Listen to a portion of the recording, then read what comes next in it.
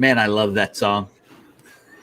I almost forgot to turn my phone down as when we were doing the opening credits. It went. What's happening, everybody? Welcome to a Wednesday night episode of Indie Invasion Shorts. We got, I think, a really cool topic tonight. And on that note of having a really cool topic tonight, Eric, what are you actually working on right now? Well, today was a day off for me, so I went gangbusters painting. Actually, let me start by saying I stayed up till 2 a.m. painting these things. Oh, look at you, old man rebel. And then I got up and painted some more today, so I was working on my Rain in Hell minis that it's agnostic. I put together 2 different cabals for the game, so a lot of them were board game minis, so I had to paint them. So That's kind of what I'm doing. A few of them were old GW models that is just like kind of breathing new life to them. So I'm getting to use them again. And somebody got their book today, didn't they? Oh, somebody may have gotten their book. I don't know. What does it look like to you? Mm-hmm. Yes, I did. Look at Todd, the quickest 30 minutes in gaming. That's right. Indie Invasion Shorts. Quickest 30 minutes in gaming. Happy to serve. So did you work on minis today? I did not. Well, I worked on 1-to-1 scale remodeling my bathroom. I did get all the drywall put back up and got everything taped and mudded. So, well, it's important, right? You got to wash up and take a bath, right? No, that's my kids' bathroom, but I just hose them off in the yard. Well, they definitely got to take a bath. I know how kids can get. That's right. No, I wasn't able to actually paint anything today, but I did get my Rain in Hell book, so that's pretty cool. And I actually got some stuff done the other night. I got a quar done the other night, so that was good. That was good. But that's a really good segue because the title of this show is Minis That Make You Go, wow. Or just drool a little bit. Either one. Or the epitome of minis that make you go, wow. They just kind of go into your basket on whatever the store is. And speak of the devil, this topic comes from superfan Alder. That's right, our coffee cohort. Morning, Alder. He suggested this in when I posted up the event the other day. I actually said if there's a subject that you guys want to hear us talk about, we actually kind of had one, but we put it on the back burner. We have a list of ones that we'll go to, and when you guys submit ideas, I add them to this list, we'll hit them eventually, type of thing. So this was his brainchild of minis that make you go, whoa! I gotta get that. I need it. That's right. So we only got 30 minutes, and as Todd R said, it's the quickest 30 minutes in gaming. Yep. So let's just jump right in. Let's start off with the first thing you got there. What's your first question on this one? So Mr. Eric. Kind of to sum up the subject, it's miniatures that are so good that they have made you buy into a game without knowing anything about the game. Do you have any games like that? I have one right off the bat. I have one sitting right next to me that this was from a couple of years ago. I came across it on Kickstarter. Of course, me, Kickstarter. No, you were on Kickstarter? Say it ain't so. And this is a game called, let's see, I'm reflecting, Devil's Run.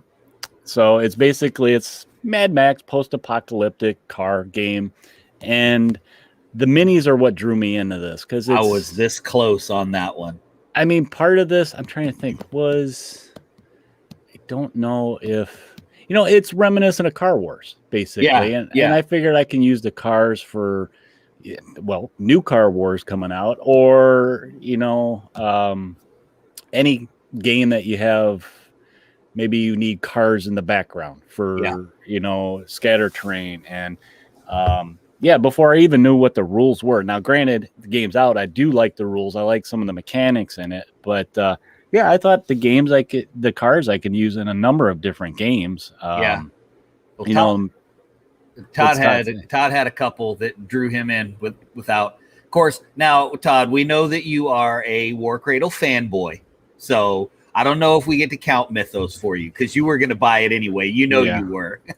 But that's true. Click Clack is an awesome model. And the Fisherman, he said. Those are both amazing models. I really liked painting my Click Clack.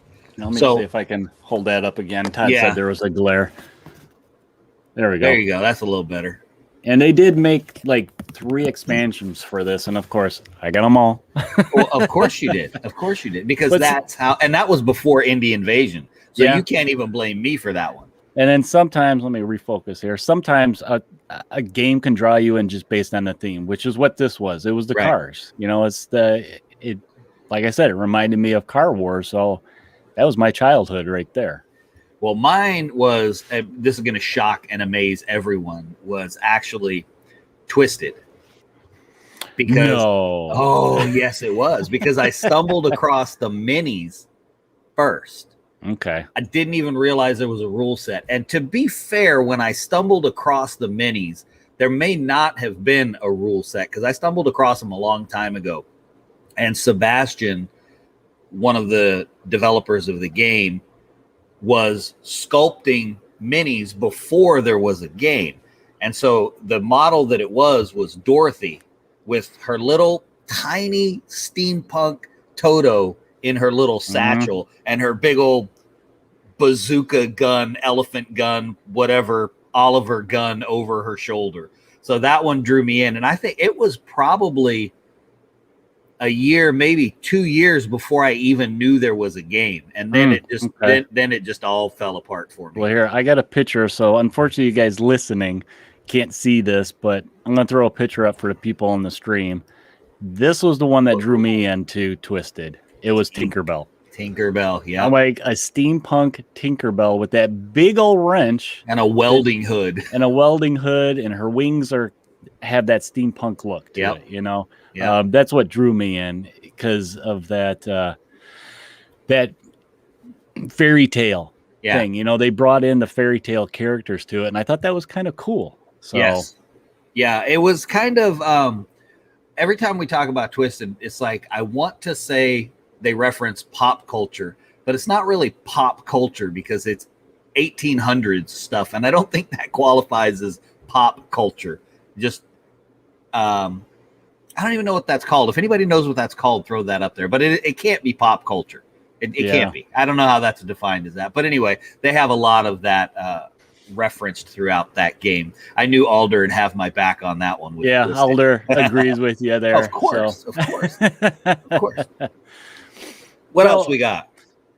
One of the things I want to say that's something that you could buy into minis is like you look in 3D printing has kind of gotten big in the last couple of years. And, you know, I go on Etsy a lot, and it's kind of neat that you can browse. There's a lot of stores on there that just sell minis. Now we're talking about minis that make you go, wow. Well, it's where my dragon turtle came from, is Etsy. I saw it on there. I'm like, man, I got to have that. I don't know what I'll use it for, what game system, but it was just such an awesome mini. I don't know if you want to call it a mini. The thing is about this big. It's a biggie. It's a biggie. But Etsy's got tons of stuff like that on there. Like, you know, we're diving into Rain in Hell. And like for me, I don't have a lot of demons, you know, just random odd demons. And I did go on Etsy and look to see what's out there. And there's a ton of different demon, you know, 3D print models you can get. And that's actually what the creators of the game used when they were playtesting and stuff. So there's another source of minis that make you go, wow, you got to have them, whether it's for a game or not. Or maybe, you know, you can make them stand in as a game. And the interesting thing about that, and I think this is a cool point, especially with all of the 3D printing that's out there, is I have an FDM printer. I don't have a resin printer, pause for effect, yet. But I love my FDM printer for terrain. But I'm a big fan. Oh, there's the biggie. There he is. Sorry, Podbean people, podcast people, you can't see the picture. But you know what you can do? You can go over to YouTube and watch the video. Yep.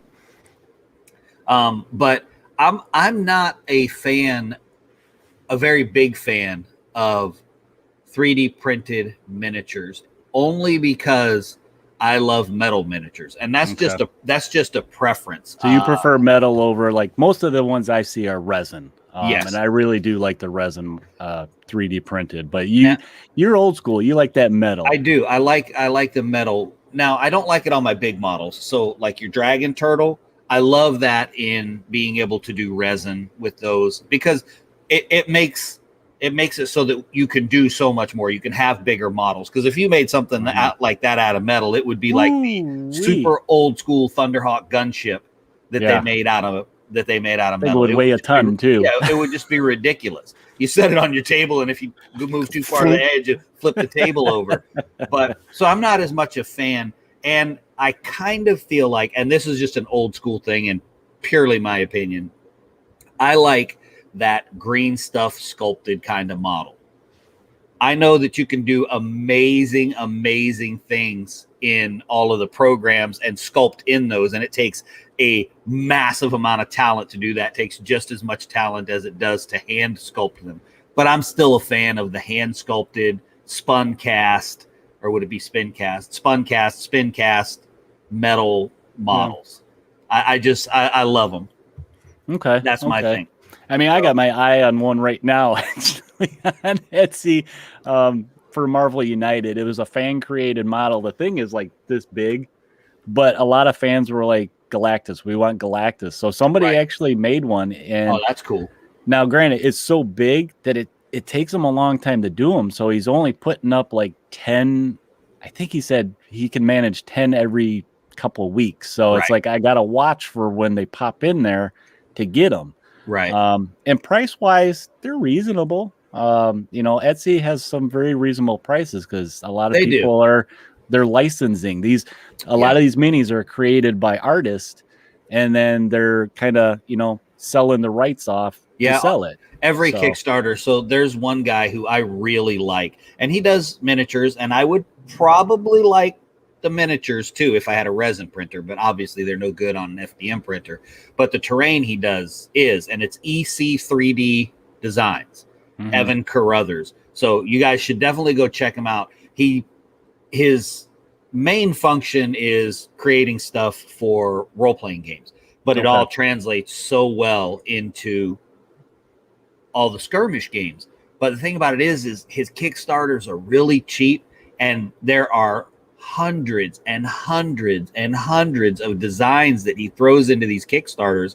And segueing back to what you were saying, and there's one level in his Kickstarters where it's the retail one where you're licensing so you can sell his stuff. Because if you go on Etsy, I've been on there before looking through the 3D printed stuff, and I go, oh, hey, I have that file, because I backed the Kickstarter too, and someone is just selling it. Yep. So, okay. So we got a couple comments. What do we got there? What do we got for comments here? So we got a couple of people with examples for them. So let's see. Alder said that, here, I'll throw it up. Or go ahead and throw it up. I got another window. He said, same with me, Max. Sebastian sculpted a couple of tournament exclusive Blood Bowl minis for him years before Twisted came out. Man, I'm jealous now, and I don't even play Blood Bowl. Yeah. You got an exclusive Sebastian mini. Collectors. And then Todd says Octopus. Now, is that the same one that you have, that big one? No, the Kraken that I have is actually from EC3D Designs. It's from Evan Carruthers. It was from the I can't remember the name of the Kickstarter, but it came in. It was an underwater one, and I backed it because of Deep Wars. And it had everything that was perfect for Deep Wars. So he's talking about one from Fat Dragon. Got him good stuff. When the Fantasy Trip was kickstarted, great 3D print. So I think Fantasy Trip, was that Steve Jackson, Todd? I think that was Steve Jackson that did that. I could be mixing it up with his Fantasy, pocket box, I think they called them. Oh, yeah. And then Alder. Miniatures from Bushido. Yeah, I could see that. I mean, if you're into that theme, the samurai and the terrain that you can do for that game too, but the miniatures themselves, samurais. As a matter of fact, as everybody knows, I bring everything into Twisted, and I have a whole bunch of Bushido models for my Far Eastern faction that I'm working on, and I just create my own stuff. I don't care. I'm like, I just make up my own rules. It's not like Peter's going to show up all the way from Australia. And if he does, I'll be like, hey, man, I made these guys. What do you think? Yeah, okay. Thank you. What's Spaz say? What's Spaz? So he came so close to buying into Malfo just based on the minis alone. A lot of people. And now the neat thing with Malfo being that steampunk theme, you can use these in Twisted. You can use these in maybe stand-ins for Wild West Exodus or vice versa. Yeah, they work in Shadow Sea and Deep Wars as well. They work in all of that. So really, if you get the minis, you could probably use them in other games, which I don't know, maybe some of us do. Me? I may have some, but I will tell you this. I hate putting together Malifaux minis. Unless it's a big one. They have some of the most fiddly bits. So is it worse than was it Infinity? I think they're worse than Infinity. Worse than that, huh? Yeah, okay. I do. I think they're worse than Infinity. And Infinity's pretty, they're pretty fiddly as well. Oh, there you go, Alder. So Drowned Earth and Burrows and Badgers have almost got you. Almost. Okay, you know what? I'm changing up. I was going to go back to an old one, and I'm going to throw this up for Alder. There you go, Alder. Okay. That's what I'm talking about. So we're going back to some another game here. Just straight game. Minis that got us. Here we go. A big ape. There you go. Sage. That's Sage. And I've said this before a long time ago on the show is this. There are 3 games that I kind of set the litmus test for humanoid models. Now, I've had to change that because of guys like Josh over at Zombie Smith and Mike at Twilight, because there's a difference in my mind. Anyway, for the humanoid models, there's 3 companies that I that set the standard for me. And that's the Drowned Earth, so Olmec Games and Twisted, and then the minis from Antimatter Games for Deep Wars and Shadow Sea.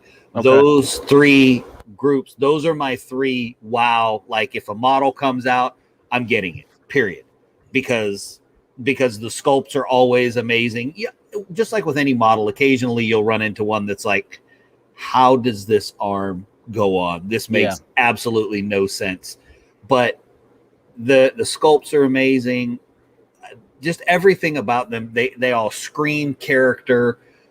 And then I had to create a whole nother category of for the weird stuff like Quar and Burrows and Badgers and Twilight, just because they bring so much different to the table. And I think that we do ourselves a disservice when we kind of pigeonhole ourselves and go, oh, I only like these. And there's so much really cool stuff out there. And I know we can't all we wish we could just buy them all and all sit around all the time painting models and talking about games, or having someone else paint your models for you while you talk about games. I'm down for a little bit of that too, because I got a lot of models to paint. What was it? We were talking to our buddy Seth the other day. No, we were talking to Alan about going to Southern Fried Gaming Convention, and I told him that he should be the sponsor for the paint and take.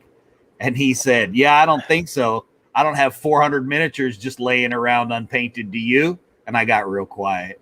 And that, you know what? And it's funny. We're talking about miniatures that make you go, wow. And we mentioned to him that, well, look at the Bones line.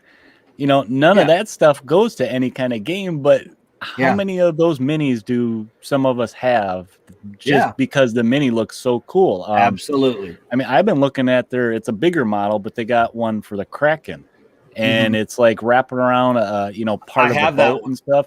That is just neat looking mini that sometimes you look at these minis and regardless if it's a game or not that it goes with, it draws you in because it's like, ooh, that looks like it'd be fun to paint. But it's okay because you can stick it in Twisted.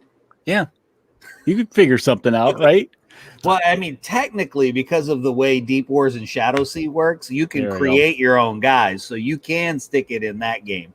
But you know what's funny that we didn't mention that surprised me? Even Todd R got a little bit off on that one, although he did start strong with War Cradle.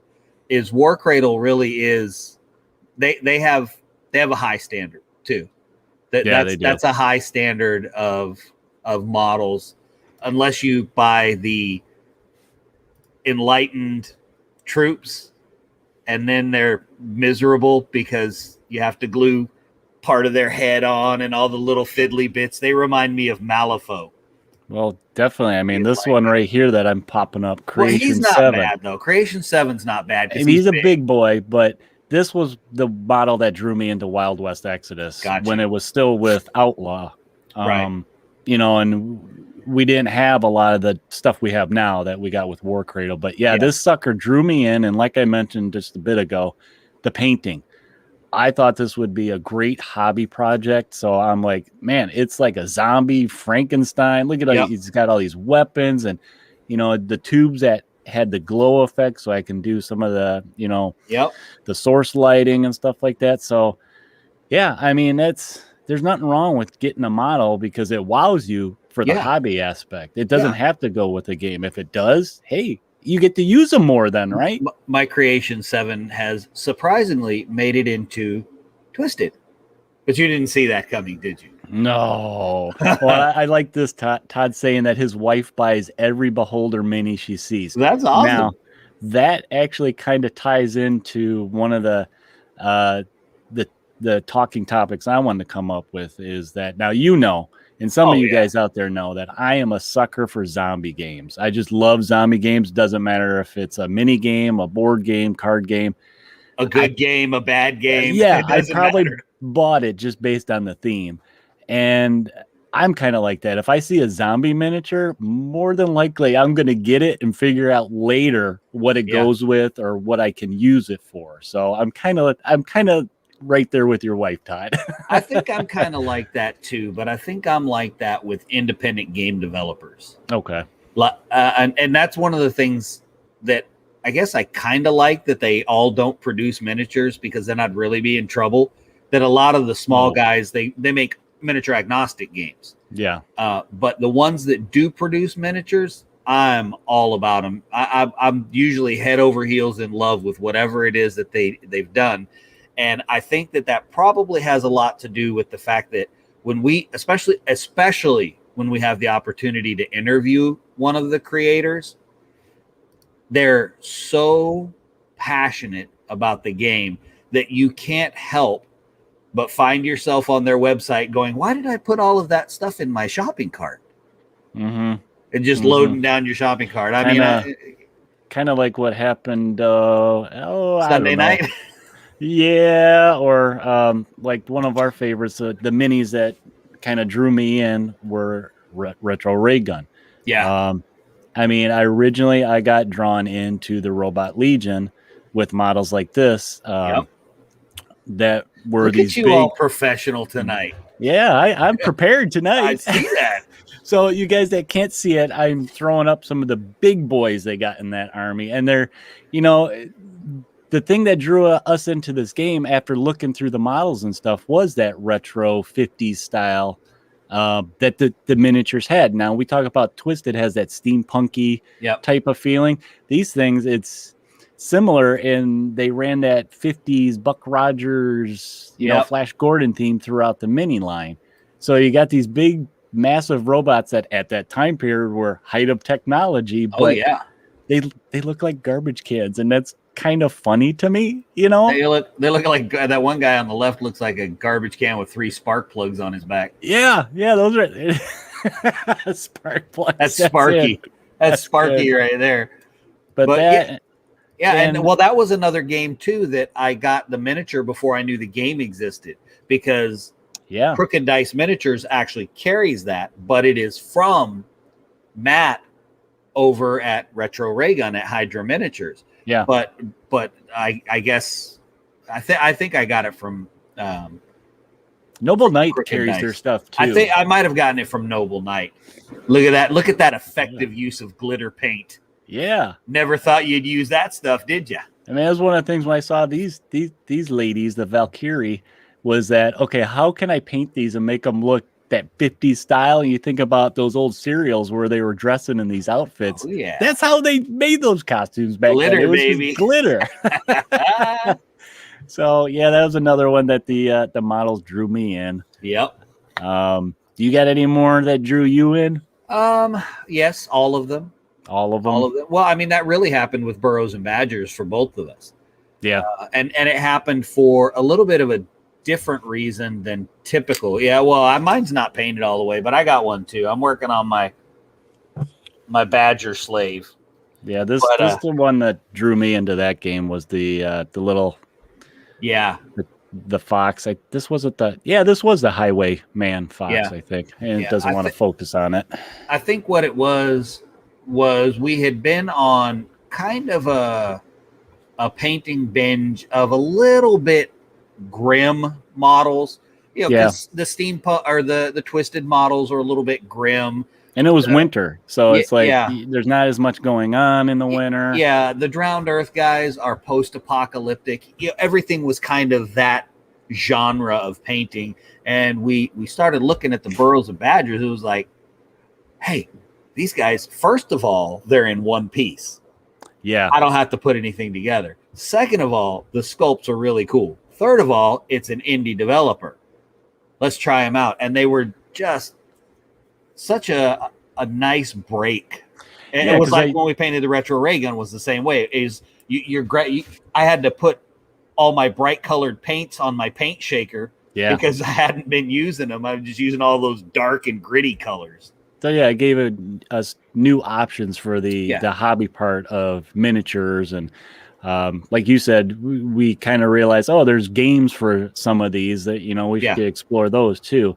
So I that's one thing I find a lot of times when I look at minis is I'm looking at them hobby wise first. That's what draws me in, or the artistic side of the sculpt itself. Is it dynamic looking?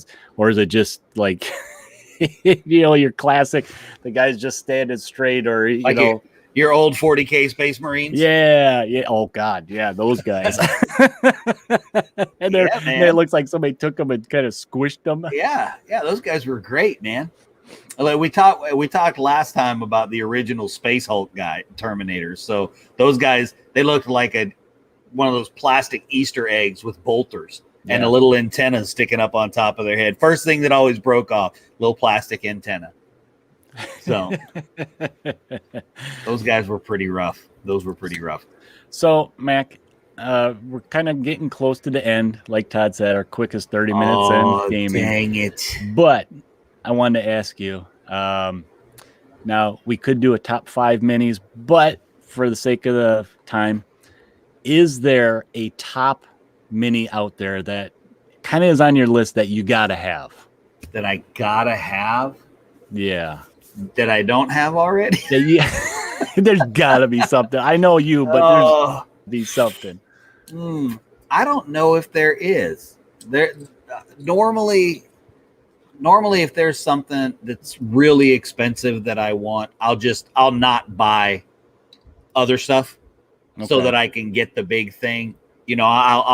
I'll basically save my pennies. Oh, yes. Do you have all these guys now from Street Wars? I have everything from Street Wars. I don't. I have the last Kickstarter. I got quite a few of the wants from him.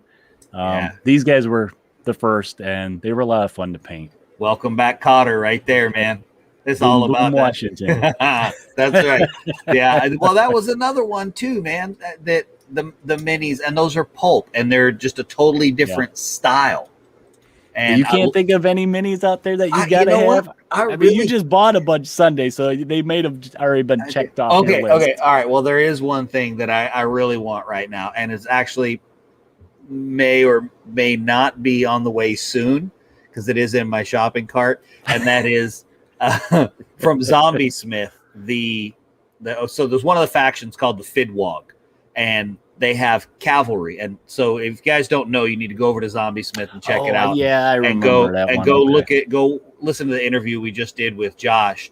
And they have cavalry, and they're riding like these kangaroo bunny rabbit looking things. Yeah, I thought it was a giant armadillo because it kind of looks like a lizard in a way, but and they're anteaters riding them. And so they're just so cool, man. Like, how do you not want those? But most of the other stuff that I really want is Twisted, Drowned Earth. I just want more. But so the one thing that I don't have and can't get yet is my miniature from the Drowned Earth. Yeah, soon. It's coming. That's what I want, and that should be maybe I think in August now, right? Something like that. Late July, August, I think. Something like that.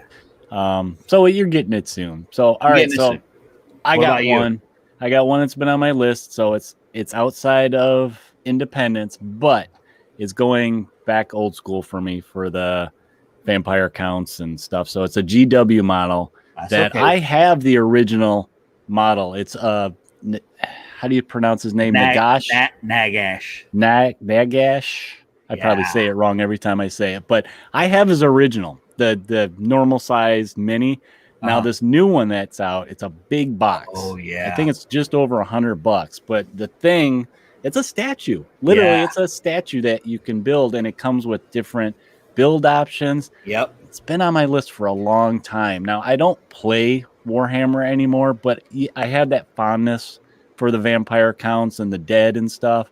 And I mean, if it's either that one or the Black Coach.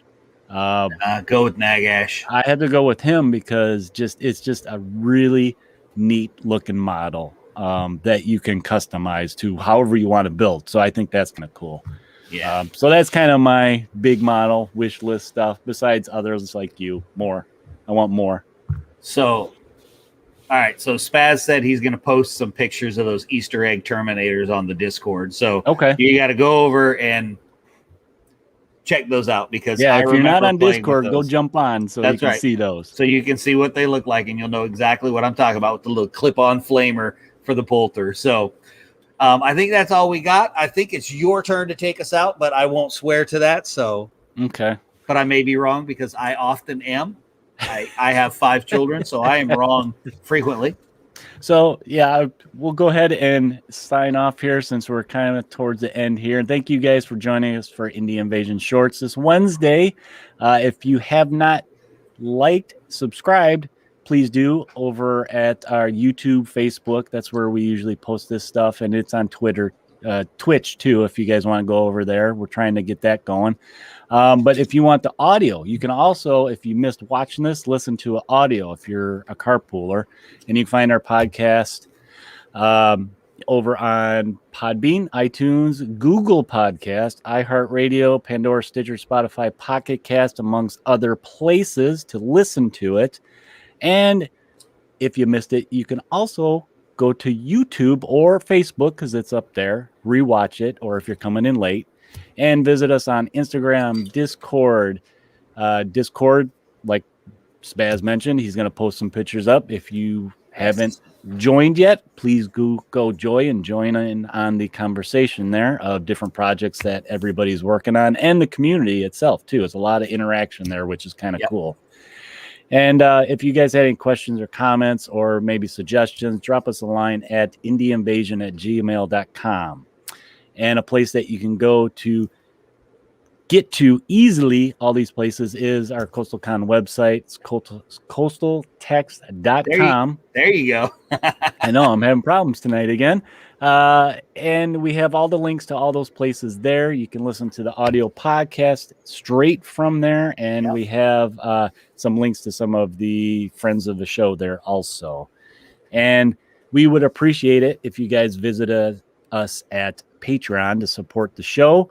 You do not have to, but we got some content on there for everybody to view. You don't have to contribute, but we would appreciate it at patreon.com/Indie Invasion. Some kind of slash anyway. Yeah. All right. I'm going to throw one last comment up because this is the sad comment of the day. Yeah. Todd says, and just like that, it's over. But you know what? Like I said, go to YouTube. You can watch the videos over and over. And we, like last week, we posted up 4 new videos for everybody. Yeah, we did. So. We did a lot of stuff. We did a lot of stuff last week with the Rain in Hell stuff. So that's been a lot of fun. If you guys haven't checked that game out, go over and check it out. It's pretty cool. But guys, until next time, you're out there buying minis that you just gotta have because you're jumping out your pants. Remember, prepare yourself for the invasion.